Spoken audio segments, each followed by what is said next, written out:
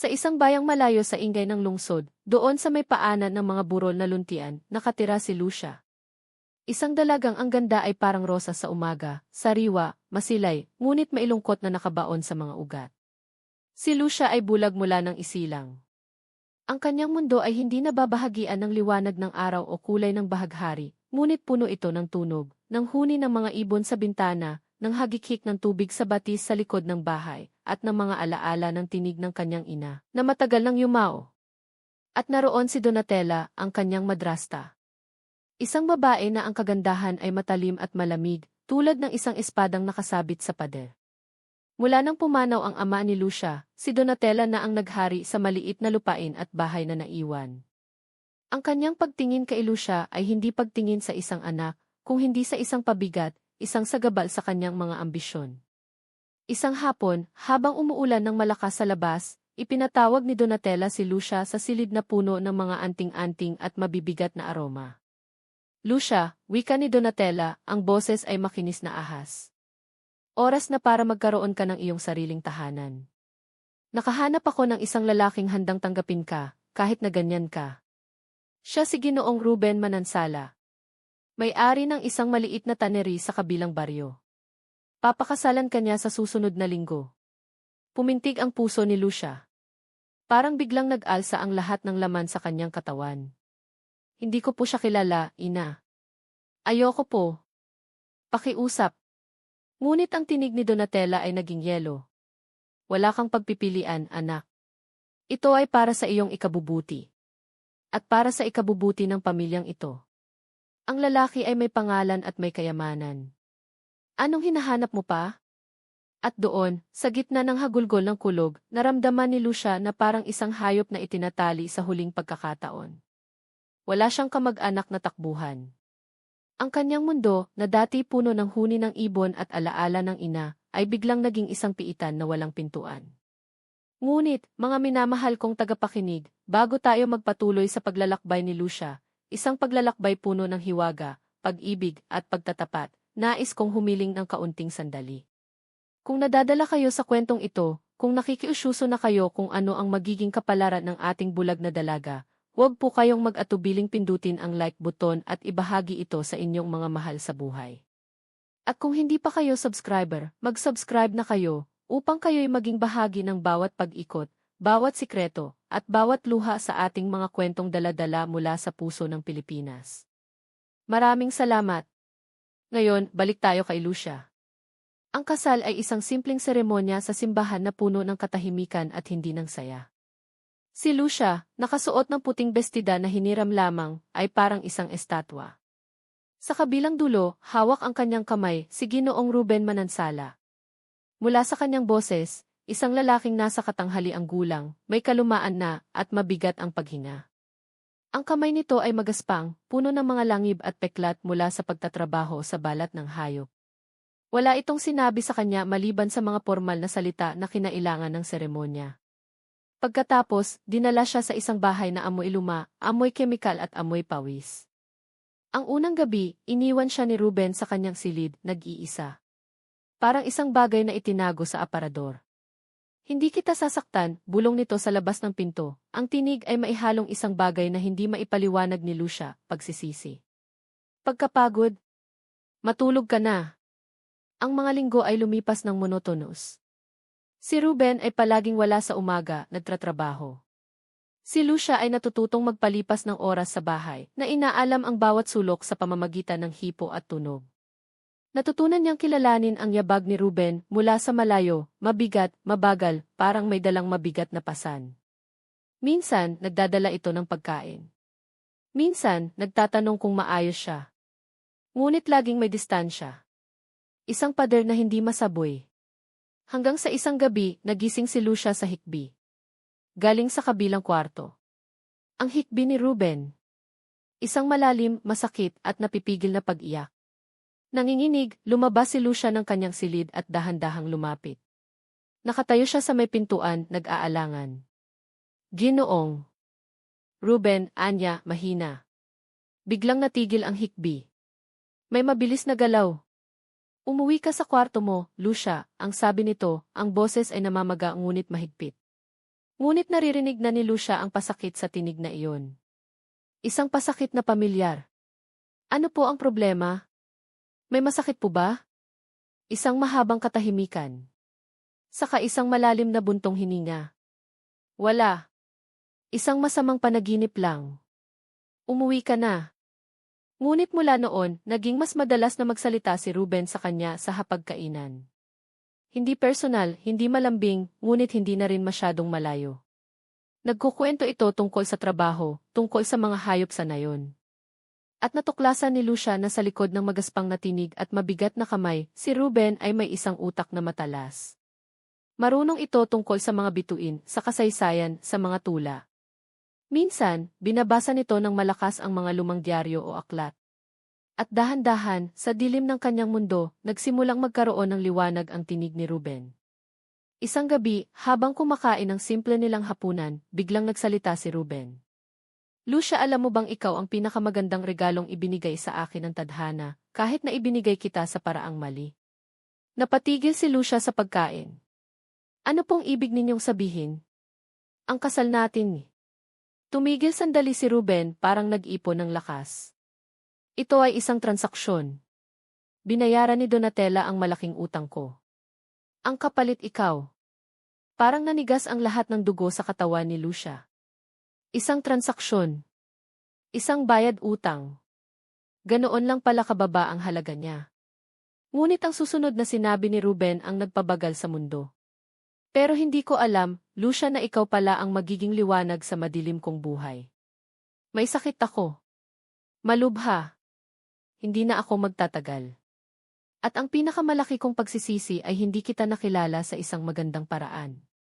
At hindi ko na yata mabibigay sa iyo ang pagmamahal na nararapat para sa isang tulad mo. At doon, sa hapag na iyon, naramdaman ni Lucia, sa kauna-unahang pagkakataon, na ang lalaking ito na napangasawa niya sa dahas, ay hindi naging hayop. Isang sugatang tao pala. Parehong bihag ng mga pangyayari. Ano-ano pong sakit ninyo, ang nangingining na tanong ni Lucia. Cancer, bulong ni Ruben. Nasa atay. Wala nang magagawa ang mga doktor. At bago pa man magsalita si Lucia, isang tinig mula sa labas ng bahay, isang boses na nakilala niya agad, ang matalim, malamig na tinig ni Donatella, ang bumulabog sa katahimikan. Lucia! Ruben! Buksan ninyo ito. May kailangan akong pera. Alam kong binigyan ka ng malaking kita ng kontrata mo sa Maynila, Ruben. Bahagi ko iyon dahil kung hindi dahil sa akin, hindi mo mapapakasal ang bulag mong asawa. Napatayo si Ruben, ang hininga ay biglang bumilis. Naririnig ni Lucia ang takot, ang galit, sa paghakbang nito papunta sa pinto. At bago pa bumukas ang pinto, marahan, hinawakan ni Lucia ang braso ni Ruben. Ang unang beses na sinadya niyang hawakan ito. Ruben D. Anya, ang tinig ay matatag, hindi tulad ng dati. Hayaan mo pong ako ang makipag-usap sa kanya. At sa sandaling iyon, isang bagong lakas ang umagos sa katawan ng babaeng bulag. Isang lakas na nagmula sa pag-unawa sa sakit ng iba, sa pagtanggap na kahit sa dilim, mayroon palang kapwa na nadarama. Ang kanyang bulag na mga mata ay tila nakatingin ang diretsyo sa kinaroroonan ng tinig ng madrasta, handa na sa isang laban na hindi para sa kanyang sarili, kundi para sa lalaking gayon ay kanyang napagtatanto ay naging kanyang tunay na tahanan. Hindi mabilis, ngunit may di inaasahang tatag, ibinukas ni Ruben ang pinto. Pumasok si Donatella, dala-dala ang amoy ng basa-basang alimuom at ng kanyang mabigat na pabango. Parang nanlamig ang hangin sa loob ng maliit na sala. Ruben, walang preno-preno. Kailangan ko ang pera ngayon, anang madrasta, diretso sa punto, hindi man lang sinulyapan si Lucia na nakatayo sa tabi ng asawa, ang kanyang kamay ay nakahawak pa rin sa magaspang na manggas ni Ruben. Ngunit bago pa makasagot si Ruben, si Lucia ang unang nagsalita. Ang kanyang tinig, sa kabila ng pagkabulag, ay tila nakatuon ng eksakto sa kinaroroonan ni Donatella. Madrasta, wala na pong pera si Ruben. At kahit meron man, hindi niyo na po pwedeng kunin pa. Napatingin si Donatella, na bigla hindi sa nilalaman ang sinabi, kundi sa paraan ng pagsasabi, matatag, may otoridad, at puno ng isang bagong uri ng lakas na hindi niya nakitaan kay Lucia. Ano? Ikaw ang nagsasalita. Anak, huwag kang makialam sa usapang pera ng mga nakakakita. Bumalik ka sa kwarto mo. Hindi na po ako ang bulag na batang inyong itinaboy noon, madrasta, patuloy ni Lucia, dahan-dahang lumalakad palapit. Ang bawat hakbang ay tiyak dahil sa kanyang kabisadong espasyo ng bahay. Ang bahay na ito ay aking tahanan na. At ang lalaking ito, mahigpit niyang hinawakan ang braso ni Ruben, ay aking asawa. Tumawa si Donatella, isang tuyot at mapanuya na tunog. Asawa? Transaksyon lang ang kasal ninyo. Isang kalakal. Siya ay nagbayad utang, ikaw ay pabigat na naibenta. Huwag mong isiping may pagmamahalan dito. Sa tabi ni Lucia, naramdaman niyang nanlata si Ruben. Ang katawan nito ay parang nawala ng lakas. Ngunit ang mga salita ni Donatella, sa halip na durugin si Lucia, ang siya pang nagpatibay sa kanyang puso.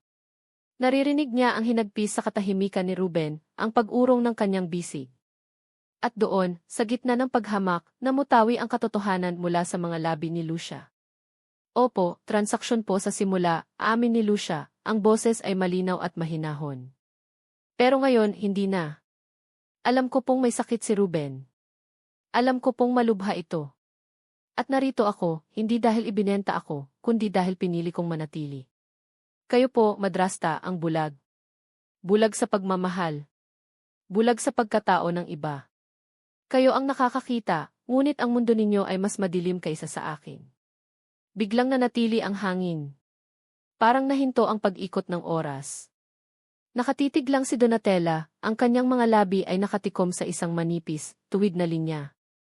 Si Ruben na mainapatitig kay Lucia, ang mga mata nito'y namumugto sa pighati at pagkamangha. Anong sinasabi mo? May sakit, bulong ni Donatella, ang tono'y nag-iiba mula sa pagmamataas patungo sa pag-aalala, hindi alala para kay Ruben, kundi sa posibilidad na mawala ng pinagkukunan ng pera.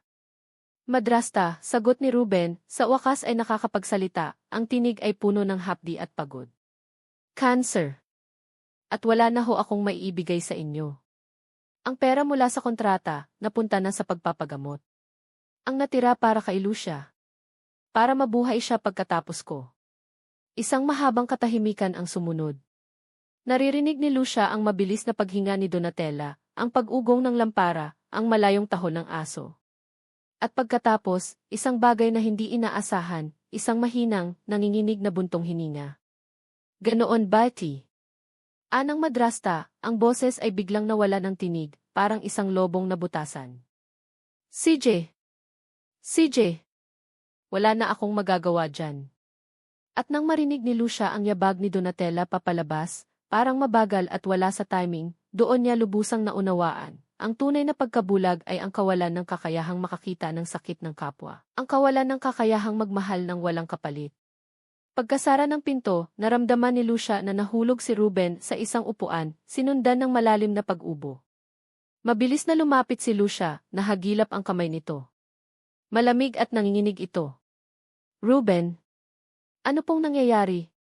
Wala, pagod lang, hiningi nito. Lucia, ang sinabi mo di. Totoo po ang lahat ng sinabi ko, agap ni Lucia, yumuyuko at dahan-dahang hinahaplos ang nangulubot at mainit na noo ng lalaki.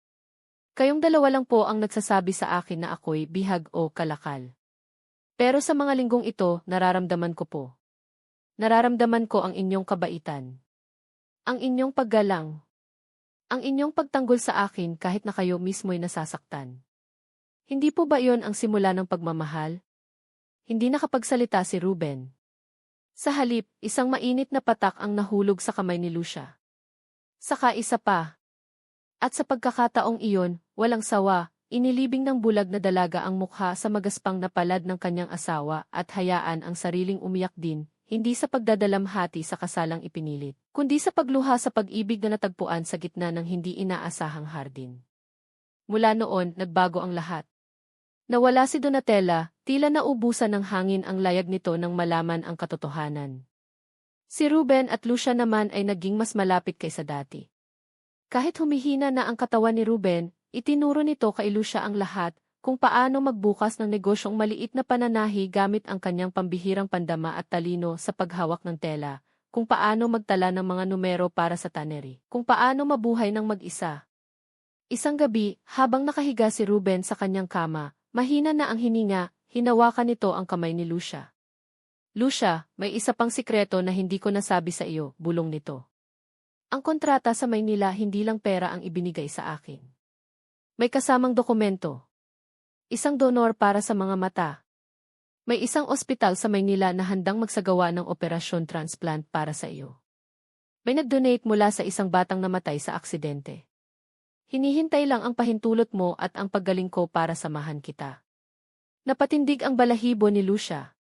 Ang mundo niya, na matagal nang nakatuon sa tunog at hipo, ay biglang nagkaroon ng posibilidad ng liwanag. Ngunit ang posibilidad na iyon ay nakasalalay sa isang taong naghihingalo. Bakit ninyo po ginawa iyon? Para makita mo ang mundo, Lucia, ang hininghing sagot ni Ruben. Para makita mo ang kulay ng umaga, ang luntian ng mga burol at kahit papaano, maalala mo ang itsura ng isang lalaking nagmahal sa iyo, kahit nasa maling simula. Hindi po mali ang matatag na sabi ni Lucia, hapit ang kamay nito. Walang mali sa pagmamahal nating dalawa. At kahit na hindi ako papayag sa operasyon hanggat nandito ka, hindi ko kailangan ng mga mata para makita ang pagmamahal mo, Ruben. Nararamdaman ko po ito. Dito. Inilagay niya ang kamay ni Ruben sa kanyang dibdib, kung saan matatag at malakas ang tibok ng puso. At sa yakap na iyon, sa gitna ng dilim ng gabi at ng banta ng kamatayan, nahanap ng dalawang pusong bihag ng tadhana ang pinakamalinaw na liwanag, ang liwanag ng pagtanggap, ng sakripisyo, at ng wagas na pagmamahalang sumilang mula sa mga pinakamadilim na sulok ng buhay. Hindi pumayag si Lucia. Sa kabila ng panghihina ni Ruben, sa kabila ng pangakong liwanag na iniaalok ng operasyon, matatag siyang tumanggi. Hindi ko po kayo iiwan, Ruben, ang paulit-ulit niyang sabi tuwing babanggitin ito ng lalaki. Ang pag-ibig po natin ang naging mga mata ko. Ano pong silbi ng makakita kung ang taong nagturo sa akin kung paano tumingin ng may puso ay mawawala na? Lalong humina si Ruben. Dumating ang mga nurse na magpapainom ng gamot, nagbibigay ng pangpawala ng sakit. Ngunit sa bawat pagdilat nito, si Lucia ang unang hinahanap. Ang tinig ng babaeng bulag ang naging angkla nito sa mundo ng pagdurugo at paghina. Isang tanghali, habang inaayusan ni Lucia ang mga bulaklak sa ibabaw ng mesa, biglang nagsalita si Ruben, ang tinig ay parang sinlaki ng hibla. Lucia, pakinggan mo ako. Ito na ang huling pagkakataon na magiging makapangyarihan ako bilang iyong asawa. Pumayag ka. Pumunta ka sa Maynila. Tanggapin mo ang regalong ito. Hindi lang para sa iyo. Para sa akin. Para maramdaman kong kahit papaano nag-iwan ako ng mabuti sa mundo. Isang magandang bagay para sa iyong kinabukasan. Ang makitang makakakita ka na iyon ang magiging huling masayang alaala ko. Napaluhod si Lucia sa tabi ng kama. Hinagod ang mukha ni Ruben. Nararamdaman niya ang pagkapatatsada ng buto sa pisngi, ang pagkapayat ng mga labi. At sa mga daliri niya, nakadama siya ng basa. Ang mga luha ni Ruben. Ruben D. Ang hagulgol niya, hindi na makapagpigil. Pangako mo sa akin, pilit ni Ruben, hinihigpitan ang hawak sa kanyang kamay. Pangako. At sa harap ng hiling ng isang namamatay, wala nang lakas si Lucia para tumutol. Pangako, papaano ko po kayo maiiwan? Hindi mo ako iiwan. Dadalhin mo ako sa puso mo. At kapag nakita mo na ang unang liwanag ng umaga, isipin mo ako iyon. Ako ang unang liwanag na iyong makikita. Kaya't sa pamamagitan ng mga dokumentong inayos ng alagang nurse, at sa tulong ng isang mabait na kapitbahay, na proseso ang lahat. Isang araw, samantalang tulog si Ruben dahil sa gamot, dahan-dahang lumabas ng bahay si Lucia. Ang bawat hakbang palayo ay parang paghakbang sa mga tinik. Ngunit dala-dala niya ang pangako. Ang huling regalo ng pag-ibig. Ang biyahe patungong Maynila ay isang malabong alaala para sa kanya, ingay, amoy at panginginig ng puso. Dinama niya ang malalaking gusali sa pamamagitan ng anino nito sa kanyang balat, ang sigabo ng lungsod sa pamamagitan ng ugong nito sa kanyang mga tainga. Ngunit ang isipan at puso niya ay nasa Kubo sa probinsya, sa kama kung saan humihinga ang kanyang asawa. Sa ospital, sinalubong siya ng isang mabait na doktor. Ipinaliwanag ang proseso. Malakas ang posibilidad ng tagumpay, Lucia. Malusog ang donor. At ikaw, bata ka pa. Ang iyong utak ay handang matuto magpakita ng mga imahe. Gaano po katagal ang operasyon? Gaano katagal ang paggaling? Tanong ni Lucia, ang kamay ay kumakapa sa bulsa ng kanyang damit, hawak ang isang maliit na larawan ni Ruben na nilagyan ng braille sa likod. Ang operasyon, ilang oras. Ang paggaling, mga ilang linggo bago maging malinaw ang paningin. Pero kailangan mong manatili dito para sa mga follow-up. Ilang linggo. Puso ni Lucia ay nanghina. Paano kung sa mga linggong iyon? Ngunit naalala niya ang hiling ni Ruben. Ang pangako. Sa araw ng operasyon, hinimas-himas niya ang larawan sa kanyang bulsa. Ruben, kasama mo ako, bulong niya. At nang ihiga siya sa malamig na operasyon table, ang huling nadama niya bago siya nakatulog ay ang init ng alaala ng yakap ng asawa. Pagkagising, nakabenda ang kanyang mga mata.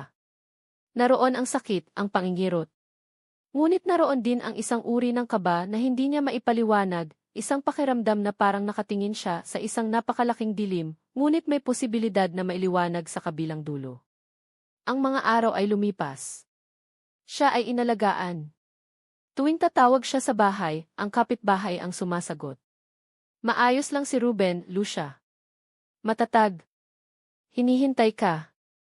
Ngunit sa bawat araw na lumilipas, palalong humihina ang boses ng kapitbahay. At pagkatapos, dumating ang araw na tanggalin ang benda. Nakaupo si Lucia sa harap ng doktor, ang puso ay tumitibok ng parang tambo ng digmaan. Marahan, inalis ng doktor ang mga panggapos. Dahan-dahan, Lucia. Imulat mo ang iyong mga mata. Dahan-dahan lang. Maaring masilaw ka. Sumunod si Lucia. Nag-effort ang kanyang mga talukap na matagal nang nakasarado. At ang unang bagay na nakita niya ay hindi isang malinaw na imahe, kundi isang magulong dagat ng mga kulay at mga anino, puti, kulay abo, mga hugis na gumagalaw. Napapikit siya muli, natataranta. Huwag kang mag-alala, sabi ng doktor. Normal yan. Unti-unti matututo ang iyong utak. Ngunit sa gitna ng magulong mga kulay, isang bagay ang naging maliwanag. Ang tabi ng kanyang kama, nakapatong sa maliit na mesa, ay ang larawan ni Ruben. Ang larawang hindi niya nakita kailanman, ngunit sa unang sulyap sa magulong liwanag, ang ngiti doon parang pamilyar. Parang ang ngiting naririnig niya sa tinig nito tuwing nagkukwento ito tungkol sa mga bituin. At doon, sa kanyang unang pagkakataong imakakita, umiyak si Lucia. Hindi sa tuwa, kundi sa matinding pangungulila. Ito ang mukha ng pag-ibig niya. At ito ang unang bagay na nakita ng kanyang mga mata. Ngunit nasaan na siya ngayon? Pagkatapos ng ilang araw ng pagsasanay, nagsimula ng maging malinaw ang mga bagay. Nakilala niya ang kulay ng dugo, pula. Ng langit sa labas ng bintana, asul. Ng mga dahon, luntian. Bawat bagong kulay ay isang sandali ng pagkamangha, ngunit bawat sandali ay may bahid ng kalungkutan. Bawat magandang bagay na nakikita niya, nais niyang ipakita kay Ruben. Ngunit ang tanging koneksyon nila ay ang mahina at pabugso-bugsong tawag sa telepono. Isang umaga, habang nakatingin sa araw sa bintana, tumunog ang telepono sa kanyang silid. Hinawakan niya ito, ang kanyang bagong paningin ay nakatuon sa numerong nakailaw. Hello? Lucia D. Ang boses sa kabilang linya ay ang kapitbahay. Ngunit ito ay basag, puno ng luha. Lucia, kailangan mong umuwi. Ngayon na. Si Ruben ay humihingal na. Hinihintay ka niya. Ayaw niyang umalis nang hindi ka nakikita. Nakikita, Lucia. Sa bagong mata mo. Walang naging sagot si Lucia. Ang mundo, nakakasimula palang maging makulay, ay biglang naging puti. Isang maputlang, walang katapusang puti. Bumagsak ang telepono. At sa unang pagkakataon na nakakita siya ng liwanag, naramdaman niyang parang muli siyang nabubulag. Walang pag-aatubili. Walang pagtatanong. Sa tulong ng doktor na naintindihan ang kahalagahan ng sandali, si Lucia ay pinalabas ng ospital ng maaga. May mga gamot, may mga babala, ngunit ang lahat ay nasa likod ng kanyang isipan. Isang mahabang biyahe sa bus ang kanyang hinaharap, ngunit sa kanyang mga bagong mata, ang bawat minuto ay isang walang hanggang pagpapahirap. Ang mga tanawin sa labas, ang mga bundok, ang mga bukid, ang ilog, na dapat ay kamangha-mangha, ay tila mga malabong larawan lamang sa isang panaginip. Ang tanging malinaw sa kanyang isipan ay ang mukha sa larawan, ang ngiting iyon, at ang pangambang baka hindi na iyon humalik pa. Ang biyahe ay tila isang malungkot na pelikula. Gabi na nang makarating siya sa baryo. Ang sasakyang dimotor na inarkila niya mula sa bayan ay huminto sa may paanan ng daang patungo sa kanilang maliit na bahay. Ang bahay ay may ilaw. Isang maliwanag na ilaw sa bintana ng silid ni Ruben. Ngunit para kay Lucia, ang ilaw na iyon ay hindi nangangahulugang buhay, nangangahulugan ito ng huling pag-asa. Dahan-dahan, nanginginig, nilakad niya ang daan patungo sa pinto.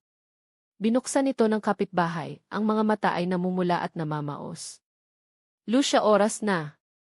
Tumikim si Lucia. Pinunasan ang mga luha na hindi niya napigilang tumulo. At pagkatapos, sa loob ng kanyang sarili, nagpasya siya.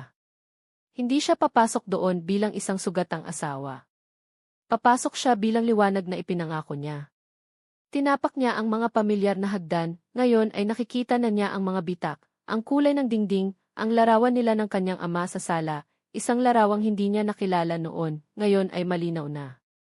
Bumukas siya ng pinto ng silid. At doon, sa gitna ng maputlang ilaw ng lampara, nakahiga si Ruben. Payat na payat, parang isang anino ng lalaking kanyang nakilala. Ang kanyang mga mata ay nakapikit, ang dibdib ay bahagya na lamang gumagalaw. Ngunit sa pagpasok ni Lucia, parang may naramdaman ito. Dahan-dahan, bumukas ang mga mata nito. Ang mga mata ni Ruben, dating maliwanag at matalas, ngayon ay malabo at malalim. Ngunit nang tumitig ito kay Lucia, sa kanyang mga mata na walang benda, sa kanyang mukha na ngayon ay nakikita na nito ng ganap, isang bagay ang sumilay doon. Isang malabong kinang. Isang pagkilala. Lucia, isang hiningang salita lamang. Opo, Ruben. Ako po ito. Lumapit si Lucia, dahan-dahan, at naupo sa tabi ng kama. Hinawakan niya ang kamay nito. Nandito na po ako. Nakauwi na ako. Tumitig si Ruben sa kanya, tila inaabsorb ang bawat detalye ng kanyang mukha, ang kanyang mga mata na ngayon ay nakakakita, ang kanyang mga labi, ang kanyang noo. Nakakita ka na, ang hininging tanong. Opo, ang sagot ni Lucia, habang ang mga luha ay patuloy na dumadaloy. Nakakita na po ako. Nakita ko na po ang kulay ng umaga. Pula, orange, dilaw, napakaganda po. Nakita ko na po ang mga bulaklak. Ang langit. At nakita ko na po kayo. Tumingin siya sa larawan sa ibabaw ng aparador, saka bumalik sa mukha ng lalaki sa harap niya. Mas maganda po kayo sa personal. Ang inyong ngiti, ito po ang unang bagay na naging malinaw sa akin. Isang mahinang ngiti ang pumintig sa mga labi ni Ruben. Parang isang kandilang nagliyab ng mas maliwanag bago mamatay. Sabi ko sa iyo, ako ang iyong unang liwanag. At kayo po ang magiging liwanag ko habang buhay, sabi ni Lucia, yumuyuko at hinaplos ang pisngi nito. Salamat po, Ruben. Salamat sa pagmamahal. Salamat sa pagturo sa akin na ang pag-ibig ay hindi nakikita ng mata, ngunit nararamdaman ng puso. At ngayong nakakakita na ako, mas lalo ko pong napatunayan iyon. Mas malinaw po. Wala na akong pagsisisi, bulong ni Ruben, ang hininga ay humihina na. Nakita kitang malaya. Makakakita na. Iyon na ang aking tagumpay. Mahal na mahal kita, Ruben Manansala, ang malinaw at matatag na sabi ni Lucia, hinaplos ang noo nito. Asawa ko. Ang aking pag-ibig. Tumango ng dahan-dahan si Ruben. Ang mga mata nito ay nakatitig kay Lucia, tila itinatak ang bawat eksena sa kanyang kaluluwa. At pagkatapos, dahan-dahan, isinara nito ang mga mata. Ang mahinang pag-ahon ng dibdib ay huminto. Ngunit ang ngiti, ang banayad, kapayapaan ng ngiti, ay nanatili sa kanyang mga labi. Hindi sumigaw si Lucia. Hindi nagwala. Hinawakan niya lang ang kamay ni Ruben, hinagod ang kanyang mukha, at tiningnan ito, ang buong katauhan nito, sa liwanag ng lampara. Tinitingnan niya ang unang mukha ng tunay na pag-ibig na kanyang nakita, at ang huli.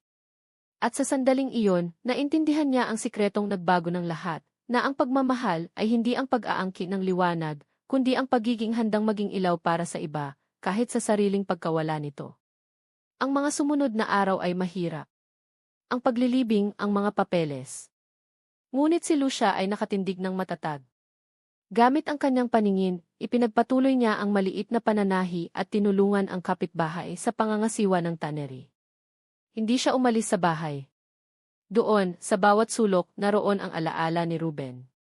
At sa bawat umaga, kapag sumisikat ang araw at pumapasok ang unang sinag sa bintana ng kanilang silid, ngumiti si Lucia. Dahil natupad ang pangako. Si Ruben ang kanyang unang liwanag.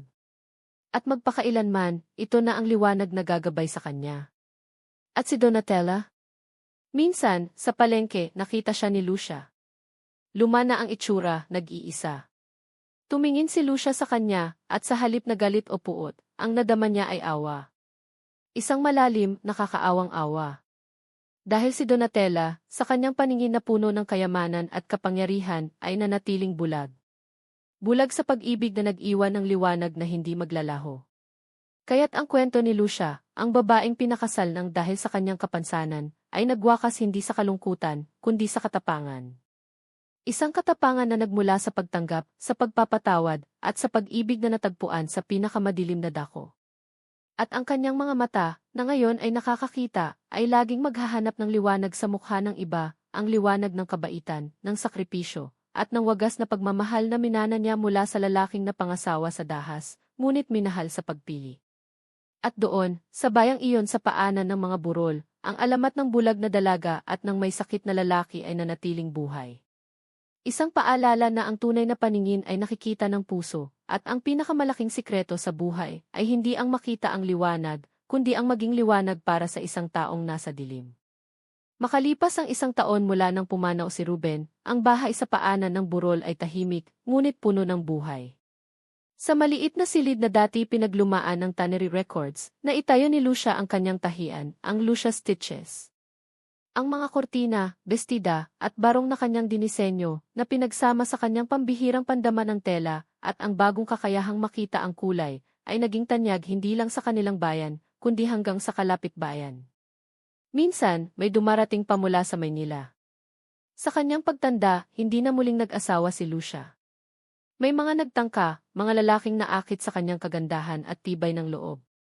Ngunit sa kanyang puso, mayroon ng isang silid na hindi na mabubuksan pa para sa iba. Ang silid na iyon ay puno ng alaala ng isang lalaking may magaspang na kamay at malambing na tinig, na nagturo sa kanya na ang pag-ibig ay hindi laging sumusunod sa tamang simula, ngunit palaging naghahatid sa tamang puso. Isang hapon, habang tinitiklop niya ang mga tapos na damit, may kumatok sa pintuan. Isang bata, mga 9 na taong gulang, na naghahatid ng sobre mula sa munisipyo. Para po sa inyo, Ate Lucia, sabi nito. Bukas ang sobre. Sa loob ay isang abiso, isang pagkilala mula sa munisipyo bilang isang di-modelong kababaihan at negosyante ng taon. Ngunit kasama nito, isang mas maliit, luma at naipit na sobre. Nakasulat sa labas, sa pamilyar na dikit-dikit at hindi sanay na sulat kamay, para kay Lucia, kapag naging matagumpay ka na. Nanginginig ang mga kamay ni Lucia habang binuksan niya ito. Ang loob ay isang lumang tseke, hindi pa na-encash, mula sa kontrata ni Ruben sa Maynila. Isang malaking halaga. At isang sulat. Mahal kong Lucia. Kung nababasa mo ito, nangangahulugang natupad ko ang pangako ko sa iyo. At nangangahulugang ikaw ay naging matagumpay, hindi sa pera, kung hindi sa buhay. Ang perang ito ay para sa iyo. Gamitin mo ito upang palawakin ang iyong tahian, o kaya'y tulungan ang iba pang mga batang may kapansanan sa paningin. Alam kong gagawin mo ang tamang bagay. Nais ko ring aminin sa iyo ang isang bagay. Noong una, natakot ako sa iyo. Natakot ako sa responsibilidad. Natakot ako na maging pabigat ka. Ngunit ikaw, sa iyong katahimikan at iyong pag-unawa, ang nagturo sa akin ng tapang. Ikaw ang nagpagaling sa akin, hindi sa aking katawan, kung hindi sa aking kaluluwa. Bago ko ikaw nakilala, bulag din ako. Bulag sa kabutihan, bulag sa pag-asa. Ikaw ang nagbigay sa akin ng liwanag. Huwag kang manghinayang. Huwag kang magdalamhati ng matagal. Mamuhay ka. Makakita ka ng maraming bagay para sa dalawa nating mata. At kapag nakakita ka ng isang bulaklak na kulay dilaw, o isang ibon na lumilipad ng malaya, isipin mo na masaya ako.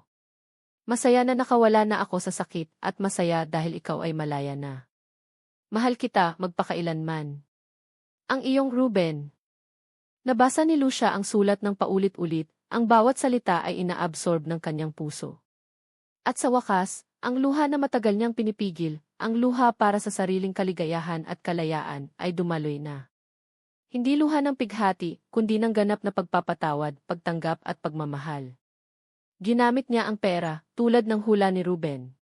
Itinayo niya ang Ruben's Light Foundation, isang maliit na sentro na nagtuturo ng mga livelihood skill sa mga batang bulag at may kapansanan sa paningin. Ang unang proyekto nila, ang paggawa ng mga Braille storybook na may matingkad na kulay para sa mga batang, tulad niya, na nagsisimulang makakita pagkatapos ng operasyon. At si Donatella? Isang araw, habang namimili sa palengke, nakita ni Lucia ang dati niyang madrasta, nakasandal sa isang post, hirap na huminga. Dinala niya ito sa bahay pagamutan. Sa kabila ng lahat, inalagaan niya ito hanggang sa ito'y pumanaw, tahimik at walang sinumang nadatnan. Sa huling sandali, hawak ang kamay ni Lucia, ang tanging nasabi ni Donatella ay, "Ikaw ang hindi ko nakita." At iyon na ang naging huling pagpapatawad, hindi sa salita, kung hindi sa pag-alala. Dumaan ang mga taon. Naging matanda si Lucia. Ang kanyang buhok ay naging puti, ang kanyang mga mata, bagamat nanlalabo na dahil sa edad, ay nanatiling maliwanag at mapagmasid. Madalas siyang maupo sa balkonahe ng bahay, tinititigan ang mga burol at ang daan. At sa isang mahimbing na hapon, habang natutulog siya sa kanyang silyon, nanaginip siya.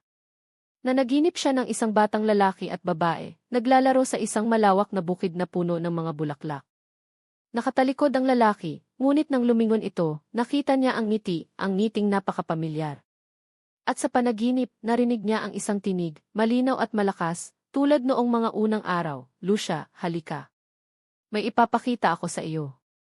Ang ganda ng kulay dito." At sa kanyang pagtulog, umiti si Lucia. Isang payapa, ganap na ngiti.